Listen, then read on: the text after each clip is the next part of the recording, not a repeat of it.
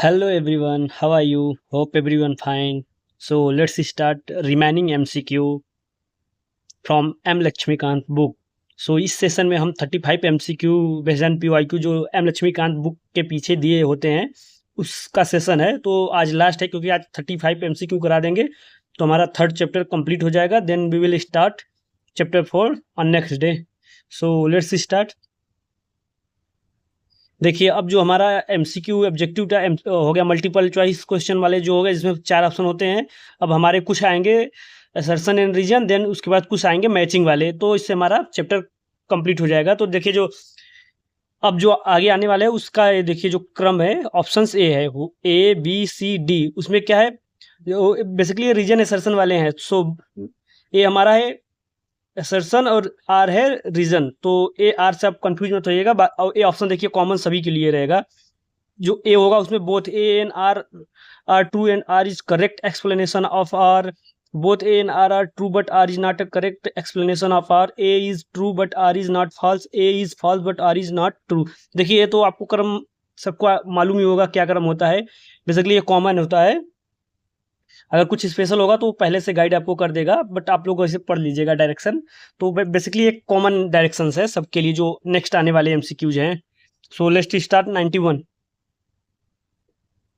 देखिए मैं बस ए आर बोलूंगा ताकि जल्दी इजी हो जाए. तो देखिए ए क्या है हमारा. The behavioural approach is not an improvement over the human relation approach.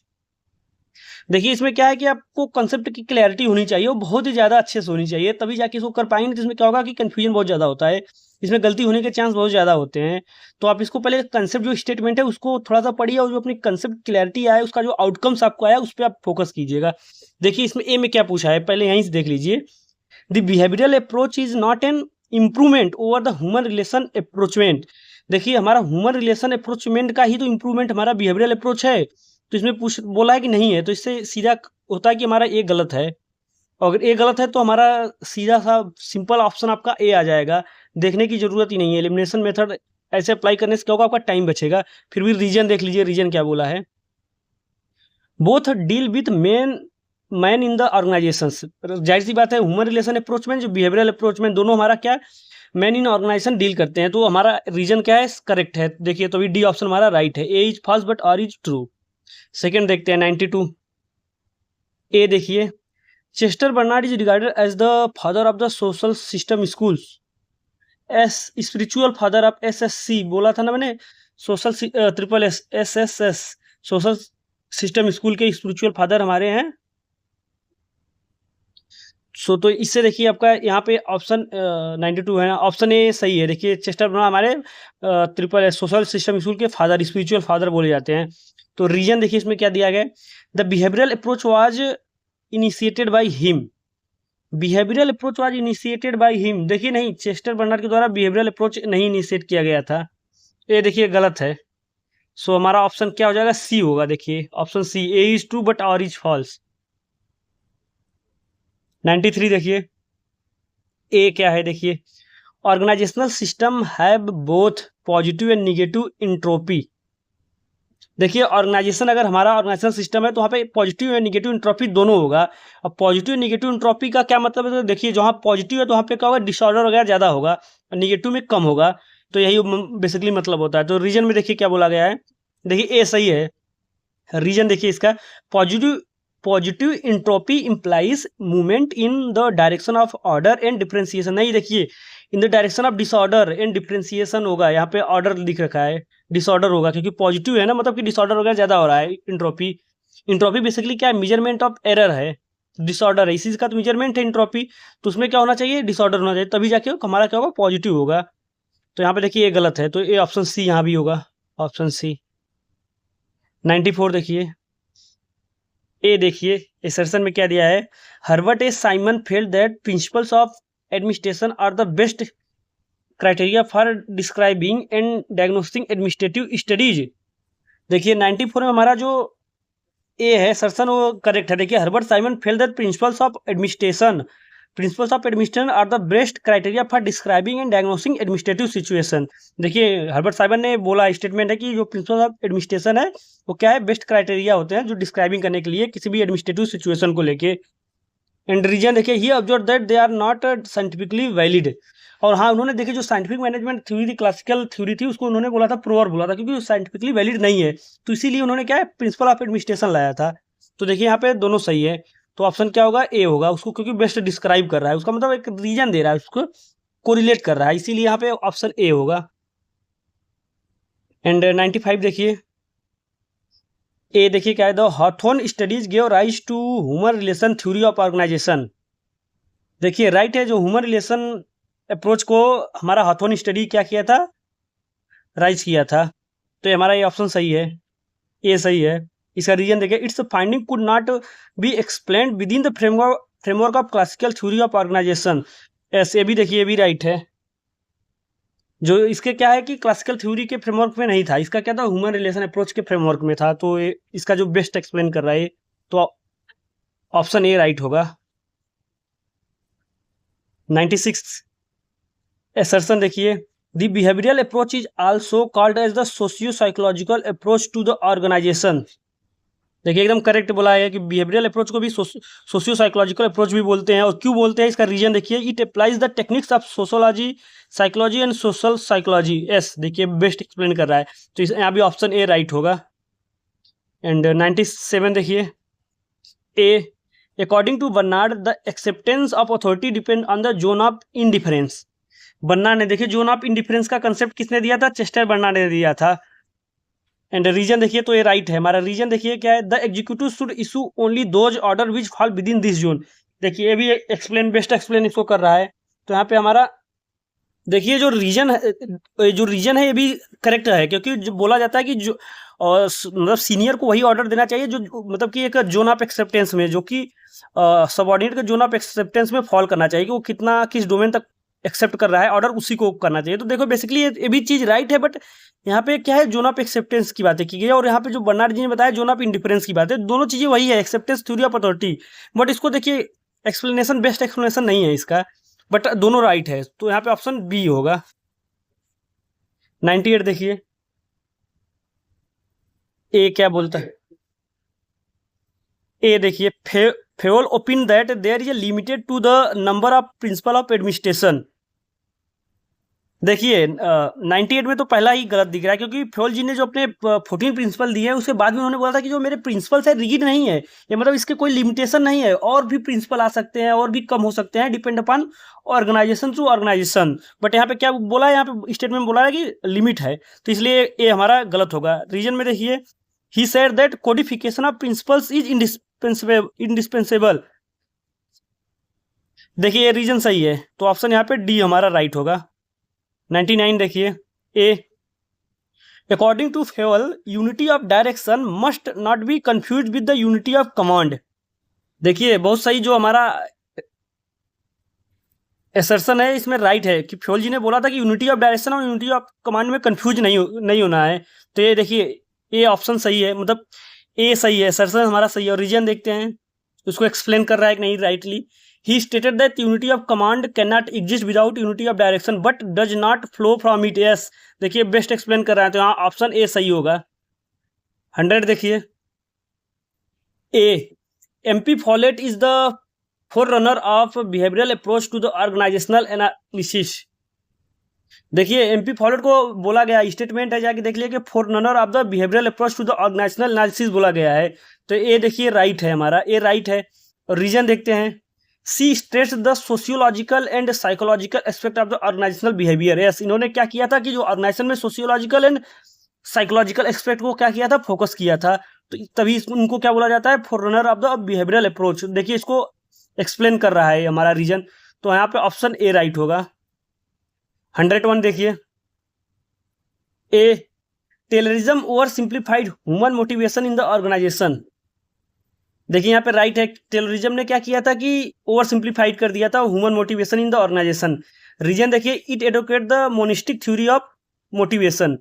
हाँ देखिए इन्होंने मतलब कि जो हमारा साइंटिफिक मैनेजमेंट थ्योरी टेलर के द्वारा था, उन्होंने मैन को एम्प्लॉय क्या बोला था, मोनिस्टिक बोला था, कि वो मनी से मोटिवेटेड होते हैं। तो देखिए यहाँ पे ऑप्शन ए राइट होगा 101 का। 102 देखिए, एसर्शन देखिए क्या है, the focus of the terrorism was narrow. Right है। देखिए जो हमारा टेररिज्म का फोकस क्या था, बहुत नैरो था, उन्होंने बस केवल ऑर्गेनाइजेशन की एफिशिएंसी, स्ट्रक्चर, इस सब चीज़ों पे बातें की थी। रीजन देखिए, it concentrated on the soft floor the of the organization. Yes, देखिए इसीलिए इसको नैरो बोला गया है। उन्होंने क्या किया था कि ऑर्गेनाइजेशन के स्ट्रक्चर, हियरार्की और एफिशिएंसी पे जोर दिया था, और उन्होंने केवल ओनली सॉफ्ट फ्लोर मैनेजमेंट, जो कि सॉफ्ट फ्लोर के वर्कर होते हैं, उनके ऊपर उन्होंने क्या किया था, ज़्यादा जोर दिया था, स्टडी किया था, इसीलिए उसको नैरो हुआ है। तो यहाँ पे देखिए, यहाँ पे भी ऑप्शन ए होगा, क्योंकि एसर्शन राइट है और रीजन इसको करेक्ट एक्सप्लेन कर रहा है। 103 देखिए, assertion, scientific management neglect the human side of the organization. Yes, देखिए साइंटिफिक मैनेजमेंट क्या किया था, ह्यूमन साइड ऑफ एक्सपेक्ट को क्या किया था, निग्लेक्ट किया था, तभी तो हमारा ह्यूमन रिलेशन अप्रोच आया। रीजन देखिए क्या बोलता है, इट ब्यूड ऑर्गेनाइजेशन मैकेनिस्टिकली। एस, देखिए ये भी सही है, ऑप्शन ए है, इसको करेक्ट एक्सप्लेन कर रहा है, क्योंकि उन्होंने जो ह्यूमन साइंटिफिक मैनेजमेंट थ्योरी क्या बोलती है कि ह्यूमन एक्सपेक्ट को निग्लेक्ट करती है, और वहाँ पे एम्प्लॉय को मैकेनिस्टिक रोबोट माना गया है। तो देखिए ऑप्शन ए राइट होगा। 110 देखिए, सॉरी 104, ए देखिए क्या है हमारा, Weber's bureaucratic model is describe as a close system model. देखिए राइट है, हमारा जो बेबर का ब्यूरोक्रेटिक मॉडल को उसको क्या बोलते हैं, क्लोज सिस्टम मॉडल बोलते हैं, क्योंकि वो रीड है, अपने इन्वायरमेंट से इंटरेक्ट नहीं होता। और उसका रीजन देखिए, it consider the organization environmental interaction. नहीं, ये गलत है। अगर देखिए हम ऑर्गेनाइजेशनल इन्वायरमेंट इंटरेक्शन होगा तो ओपन मॉडल हो जाएगा, और हमारा बेबरियन मॉडल क्या है, क्लोज है। तो देखिए हमारा यहाँ पे ए सही है और रीजन गलत है, तो हमारा ऑप्शन सी होगा। 105 देखिए, assertion, March and Simon have included the Weber's bureaucratic model in the classical traditional administrative theory। देखिए ये राइट है, मार्च एंड साइमन ने जो ब्यूरोक्रेटिक, वेबर के ब्यूरोक्रेटिक मॉडल को क्या बोला था, ट्रेडिशनल एडमिनिस्ट्रेटिव थ्योरी बोला था। एंड ये देखिए यहाँ पे ये राइट है। रीजन देखिए क्या है, Weber's constructed an ideal type of bureaucracy. ये भी देखिए राइट है, बट इसका एक्सप्लेनेशन नहीं है, तो यहाँ पे हमारा क्या होगा, बी होगा, ऑप्शन बी राइट होगा। 106 देखिए, assertion, in Weber's bureaucratic organizations the staff members have a money salary and pension right। देखिए राइट है, यहाँ पे रीजन असर्शन राइट है, क्योंकि जो वेबर के ब्यूरोक्रेटिक ऑर्गेनाइजेशन बताया गया था, वहाँ पे मेंबर को क्या मिलना चाहिए, सैलरी मिलना चाहिए, पेंशन मिलने चाहिए, सब चीज़ों की बातें की गई है, तो ये राइट है। रीजन देखिए, the function of the staff members are clearly specified. ये भी राइट है देखिए, बट एक्सप्लेन इसको नहीं कर रहा है, बट दोनों अलग अलग क्या है, राइट है। तो ऑप्शन क्या होगा, सी हमारा वहाँ पे सही होगा। सो 107 देखते हैं, assertion क्या है, March and Simon have describe the classical theory as the machine model theory. Yes, देखिए राइट है, मार्च एंड साइमन ने क्लासिकल थ्योरी को मशीन मॉडल थ्योरी भी बोला गया है। रीजन देखिए, classical theory emphasises orders, structures, rationality, impersonality, efficiency and specialisation. Yes, इसीलिए क्या इसको बोला गया है, मशीन मॉडल थ्योरी, इसको बेस्ट एक्सप्लेन कर रहा है, तो यहाँ ऑप्शन ए सही होगा। 108 देखिए, assertion, according to Bernard, material reward are effective beyond the subsistence level, expecting to very limited proportion of the main। देखिए गलत है, बर्नार्ड जी ने बोला था कि नहीं है, एक बियॉन्ड लेवल के बाद हमारा जो मटेरियल रिवार्ड क्या है, इफेक्टिव नहीं है, तो ये गलत है। यहाँ पे बोला है कि है बट नहीं है। रीजन देखिए, तो ये हमारा देखिए गलत हो गया। According to him, most of men neither work harder for more material things nor can be induced thereby to devote more than a fraction of their possibility contribution to the organizational effort। S, देखिए right है, तो option हमारा क्या है, D होगा। Next देखते हैं हमारा क्या है, 109 MCQ देखते हैं। ए, the system approach is criticized on the ground that it lack the property of direct application to the practical situation। Yes, देखिए हमारा ये राइट है। रीजन देखिए, it is descriptive, multivariable and probabilistic, इसीलिए इसको क्या बोला गया है, इसको मतलब कि lack of direct application to the practical situation बोला गया, क्योंकि ये मल्टीवेरिएबल एंड प्रोबेबिलिस्टिक है। ये देखिए उसको करेक्ट एक्सप्लेन कर रहा है, तो ऑप्शन हमारा ए राइट होगा। 110 देखते हैं, assertion, the system approach give rise to contingency management। Yes, देखिए कंटीजेंसी मैनेजमेंट को क्या किया है, राइज किया है। रीजन देखिए, it is also known as the modern organization theory. ये भी राइट है, बट एक्सप्लेन नहीं कर रहा है इसको, सो ऑप्शन बी राइट होगा 110 के लिए। देखिए अब हम मैचिंग पैटर्न वाले एमसीक्यू को कराते हैं। सो 111 111 111 एमसीक्यू देखिए यहाँ पे लिस्ट 1 एंड लिस्ट 2 है। Match list 1 with list 2 and select the correct answer by using codes given below this list.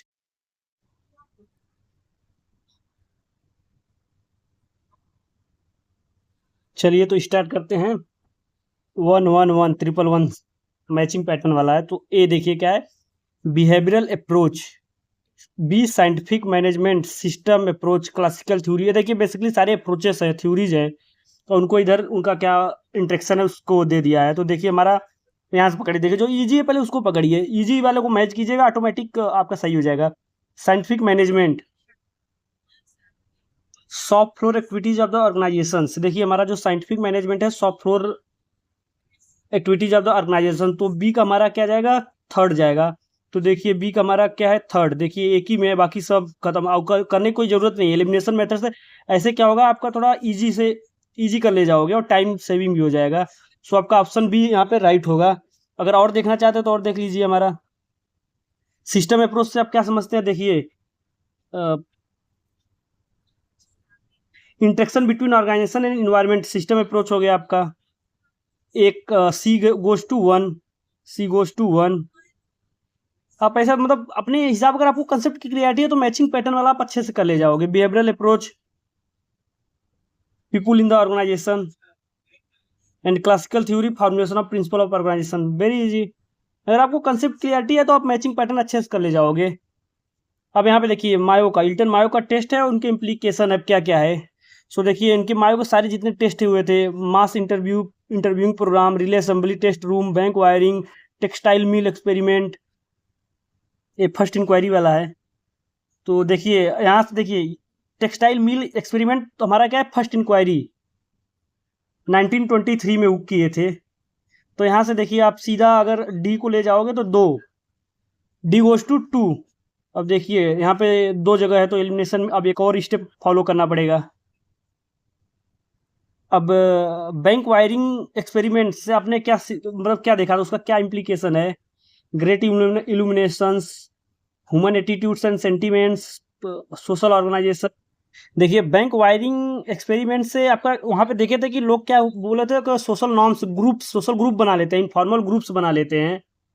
तो हमारा बी आप सी आपका किससे जाएगा, 1, सोशल ऑर्गेनाइजेशन से।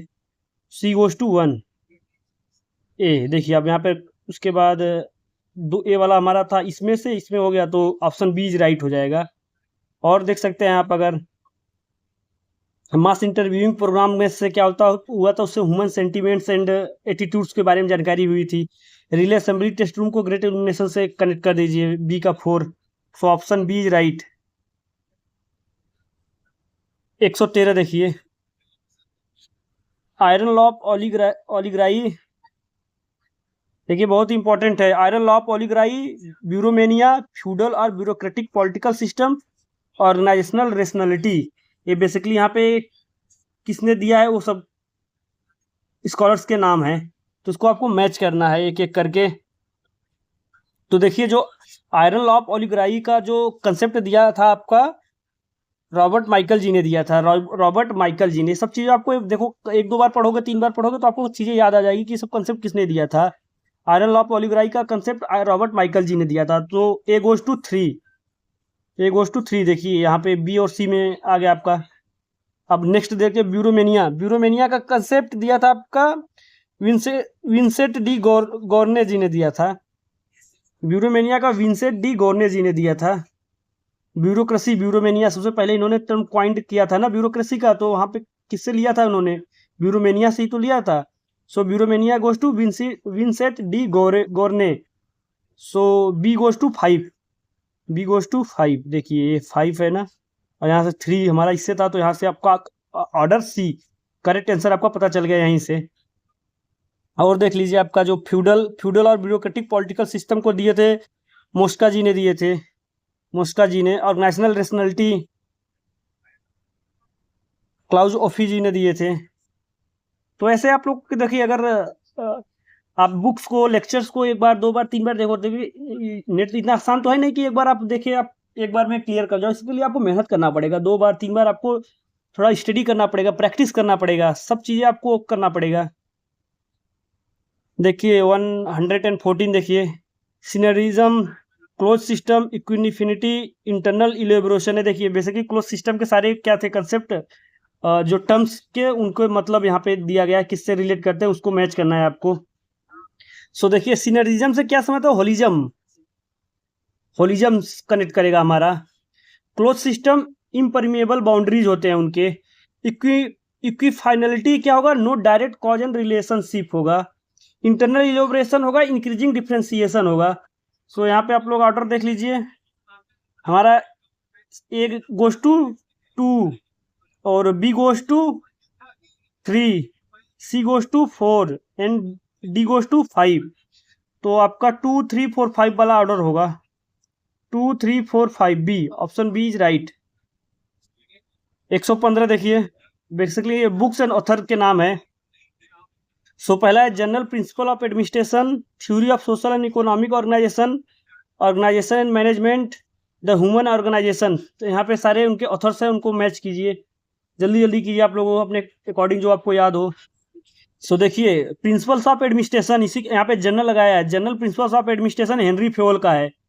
सो ए गोज टू 4 देखिए, and the theory of social and economic organisation Max Weber ji का है, B goes to 1, B goes to 1, so option B is right. और organisation and management, human organisation, organisation and management आपका Barnard ji का है, human organisation आपका Francis Likert ji का है। So don't be confuse. 116 देखिए, bureaucratic theory, classical theory, system theory, behavioural theory. अब यहाँ पे देखिए उसका एक एक इम्प्लीकेशन क्या क्या है। क्लासिकल थ्योरी आपका पहले क्या बताता है, सो देखिए हमारा ब्यूरोक्रेटिक थ्योरी क्या बताता है, रेशनलाइज स्ट्रक्चर से कनेक्ट है।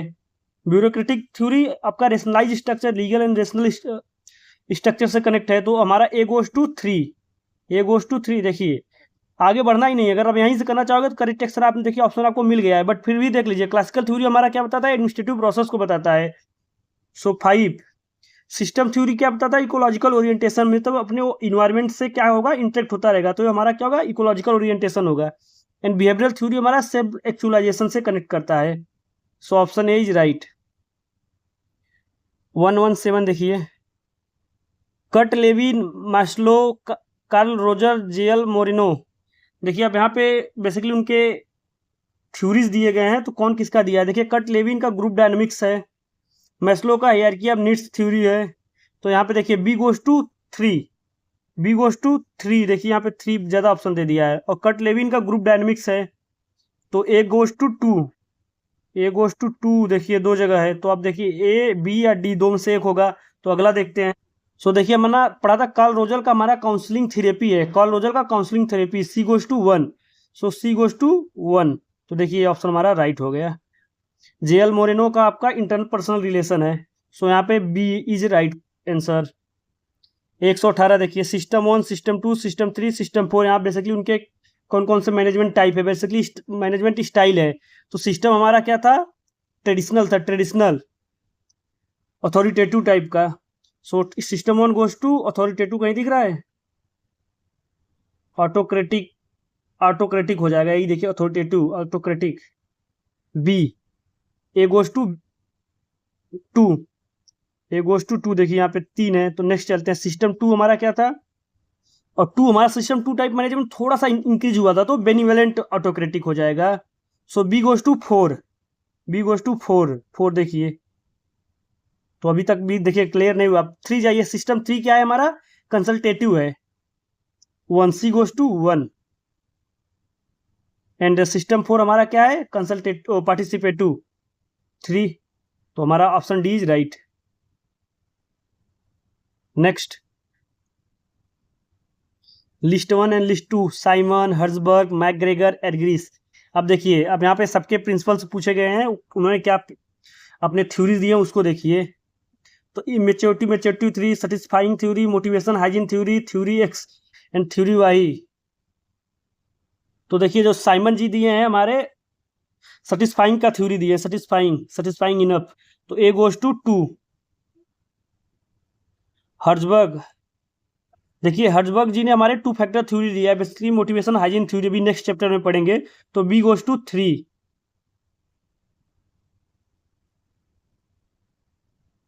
देखिए अभी भी 2 आ रहे हैं। तो देखिए मैकग्रेगर का theory action theory Y 4, C goes to 4। Argyris का हमारा मेच्योरिटी 3। तो ऑप्शन बी, बी देखिए राइट है। सो मैच कीजिए अब लिस्ट 120। देखिए ए बेसिकली देखिए स्टेटमेंट पूछा है और स्टेटमेंट किसने दिया है यहाँ पे ये मैच करना है। सो देखिए ए हमारा क्या है, the focus of classical theory is on organisation without people. देखिए कंसेप्ट आपका दिए हैं, बेनिन जी ने दिया है। The focus of classical theory is on organisation without people हमारे बेनिन जी दिए हैं। So A goes to 2। And देखिए मैं यहाँ पे ऐसे कर दे रहा हूँ ताकि आपको क्लैरिटी हो कि हमारा ए और बी कट हो गया, मतलब ए एलिमिनेट हो गए, बचे सी और डी। अब देखिए next, the principles suggested only working rules of conduct which wide experience seems to have validated। देखिए जो हमारा स्टेटमेंट दिए हैं आपके एल डी वाइड जी दिए हैं, the principle suggested only working rules of conduct which wide experience seems to have validated.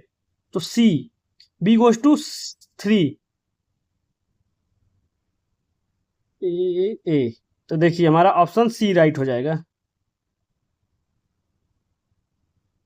And देख लीजिए आगे, देर सी देखिए, there is a basic incompatibility between the needs of a mature personality and the requirements of a formal organisation. A Argyris ji ने दिया है। It is a fatal defect of the current principles of administration that like proverbs they occur in pair। D देखिए D हमारे दिए हैं, Simon जी दिए हैं। तो ऐसे आप लोग याद करना पड़ेगा स्टेटमेंट बेसिकली। 121 देखिए, मायोज एक्सपीरियंस एंड पीरियड किस कब क्या उसके पीरियड था। तो देखिए फर्स्ट इंक्वायरी 1923 में आया था। तो बी गोज टू 1। देखिए यहाँ पे सारा एक दे दिया तो एलिमिनेशन यहाँ पे देखिए काम नहीं करेगा। अब नेक्स्ट चलिए, ग्रेट इल्यूमिनेशन 1924 से 1927 तक चला था, बी।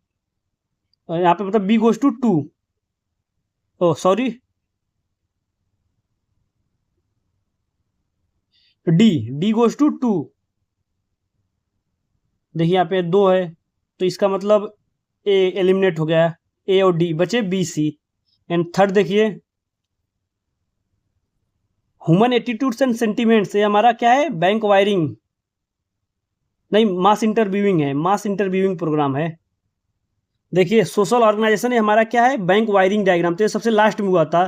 तो 1931 से 32 का इसका पीरियड है। तो C goes to 4, C goes to 4। देखिए 2 जगह है तो हमारा 2 एलिमिनेट हुए थे, तो बचा क्या, A B, option B is right. Next, Rensis Likert, Chester Barnard, Chris Argyris, Kurt Lewin, यहाँ बेसिकली इनके प्रिंसिपल्स दिए गए हैं। तो देखिए कट लेविन का ग्रुप डायनेमिक्स थ्योरी है।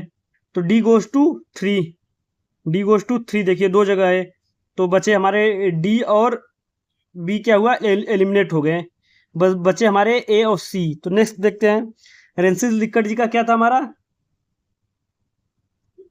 क्रिस एर्गरिस जी का मेच्योरिटी थ्योरी है। देखिए 4, C goes to 4, C goes to 4।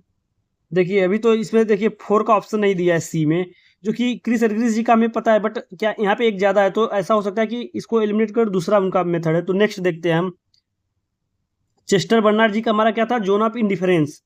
So B goes to 5, B goes to 5। देखिए हमारा राइट ऑप्शन ए हो गया। तो देखिए यहाँ से हमारा ए ऑप्शन ए हमारा आपको लग गया आइडिया कि हमारा ए सही है। तो सी देख लीजिए क्या बता रहा है। तो हमारा क्रिस एर्गरिस जी का sensitive training, T type training का भी उन्होंने जिक्र किया था, इसलिए यहाँ इसको कर दिया, बट इसको भी डाल सकते हो, बट ऐसा ऑप्शन में हमारा ए बैठ रहा है तो इसलिए हमारा ए सही होगा।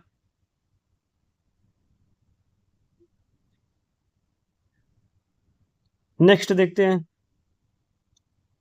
देखिए open open system, entropy, homeostasis, cybernetics, तो यहाँ सब बेसिकली उसके दिए हैं कंसेप्ट। देखिए साइबरनेटिक हमारा क्या आएगा, फीडबैक मैकेनिज्म से आएगा। जो C, D goes to 2, D goes to 2। देखिए बी एंड डी होगा, बाकी ये दोनों एलिमिनेट हो गए, ए और सी। इंट्रोपी का देखिए क्या है, इंट्रोपी बेसिकली क्या है, मेजरमेंट है, डिसइंटीग्रेशन को बताता है, एरर को बताता है, डिसऑर्डर को बताता है। तो B goes to 3, B goes to 3 तो हमारा एलिमिनेट कौन कौन सा हुआ था, डी गोज टू 2, तो हमारा एलिमिनेट हो गया था, देखिए ए और सी एलिमिनेट हो गया था, बचा ए, तो हमारा डी राइट होगा। होम्योस्टेटिक आपका देखिए कहाँ गया है, इंटरेक्शन विद इन्वायरमेंट, इजी है। आप लोग को थोड़ा इल्यूमिनेशन मेथड वगैरह लगाएंगे तो इजी हो जाएगा आपका। देखिए आपका ओपन सिस्टम है तो ओपन सिस्टम का परमिएबल बाउंड्रीज होगा, 4 हो गया। बी का आपका डिसइंटीग्रेशन हो गया था, इंट्रोपी। एंड होम्योस्टेटिक्स का आपका क्या होगा, इंटरेक्शन विथ इन्वायरमेंट होगा। साइबरनेटिक का फीडबैक हो जाएगा। 124 देखिए, आइसोमॉर्फिज्म, सुप्रा सिस्टम, सिनरिज्म, ऑर्गेनिज्म। देखिए सुप्रा सिस्टम हमारा क्या है, एक्सटर्नल एनवायरनमेंट है, तो इन्वायरमेंट सिस्टम हो गया है सुप्रा सिस्टम। तो यहाँ पे देखिए बी गोज टू 1, ए 3 वहाँ पे आए, देखिए हमारा क्या हुआ, एलिमिनेट हो गया, सी बचा, ए बी डी। अब सिनरिज्म क्या होता है, ओल होता है, whole is more than sum of its part, तो C goes to 2, C goes to 2। देखिए वे 2 2 है, 2 ही बचे। और उसमें से हमारा पहला कौन सा एलिमिनेट हो गया था, सुप्रा सिस्टम से हमारा हुआ था इन्वायरमेंट, मतलब कि बी से एक गया था तो हमारा ए एलिमिनेट हो गया था। अब हमारा बचा ए, दोनों बचे। तो बेसिकली आप लोग ऐसे देख लीजिए, सिनेरिज्म हमारा गया C goes to 2, C goes to 2 and supra system A goes to 1 और बी गोज टू 1। तो देखिए 1 2 2 ही बच रहे हैं। अब नेक्स्ट देखते हैं, ऑर्गेनिज्म माने क्या होता है, लिविंग चीजें। देखिए आइसोमॉर्फिज्म हमारा सिमिलरिटीज को बताता है, तो A goes to 4, A goes to 4, तो देखिए यहाँ पे हमारा बी ऑप्शन सही है। Organism, coherence, living thing. Last देखते हैं 125, लास्ट है। देखिए 125 एमसीक्यू मैंने बेसिकली कराया है, इसमें इसी में से आपका एग्जाम में आएगा। Bureaucracy in modern society, A B है Max Weber in intellectual portrait, C bureaucracy and political development, the temporary society. ये बेसिकली ये सब बुक्स है, इनके ऑथर्स हैं, तो ये आपको बताना है। देखिए जो हमारा ये बुक्स है, ब्यूरोक्रेसी इन मॉडर्न सोसाइटी, ये बेसिकली आपका पीटर एम ब्लाउ जी का है, पीटर एम ब्लाउ जी का ये बुक है। Bureaucracy in modern society book है Peter M Blau. So A goes to 3, A goes to 3। देखिए एलिमिनेट हो गए सारे आंसर, तो आप इससे मैच कर लीजिएगा कौन किसका है। आप खुद से भी ट्राई कीजिए और थोड़ा याद करने की कोशिश कीजिए। सो आप लोग अच्छे से सारे वीडियो लेक्चर देखिए चैप्टर 3 के, और उसके सारे एमसीक्यूज करिए, खुद से करिए 1 बार 2 बार 3 बार, फिर बुक से अपने आप से कीजिए सब कुछ, फिर उसको मैच कीजिए, खुद को असेसमेंट कीजिए कि आपने कितना राइट किया है, ताकि आपको आइडिया लगे कि आपका प्रिपरेशन किस लेवल का चल रहा है। सो अब हमारा चैप्टर 3 खत्म हो गया है, video lecture followed by MCQ. अब नेक्स्ट वीडियो में हम चैप्टर 4 से लेक्चर सीरीज लाएंगे। सो अभी के लिए thank you, have a great day.